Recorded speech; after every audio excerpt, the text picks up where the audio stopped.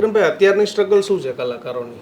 6 ની જવા દો, 25 ની વાત કરીએ તો માર્કેટમાં ટકવું કેવી રીતે, માર્કેટમાં ઉપડવું કેવી રીતે, અને માર્કેટમાં કન્ટિન્યુટી, કારણ કે દર 4-5 વર્ષે આખો કલાકારોનો નવો સ્લોટ આવે.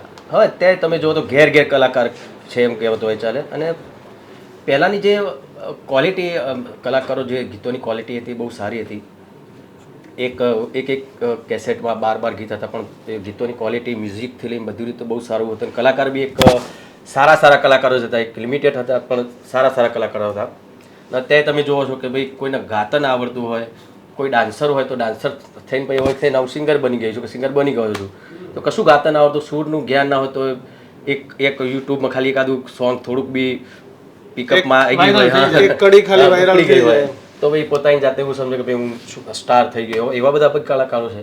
સ્ટ્રગલ બહુ છે, પણ અત્યારે આ સોશિયલ મીડિયા દ્વારા આવું પણ થતું હોય છે. કોઈ એવી લાઈન આવી જાય, કોઈ એટીટ્યુડવાળી લાઈન કોઈ આવી જાય કે ભાઈ ફલાણો રાજા, ફલાણો આમ ને ફલાણો, તો એવું કોઈ લાઈન આવી જાય તો લોકો એને વધારે એટીટ્યુડવાળી હોય તો બધા લોકો એને એન્જોય કરતા હોય છે. તો આવું બધું બી થતું હોય. પણ જે પહેલાંના જેવા સોંગ થતા હતા, જે કર્ણપ્રિય સોંગો, એ બહુ ઓછા થઈ ગયા છે અત્યારે.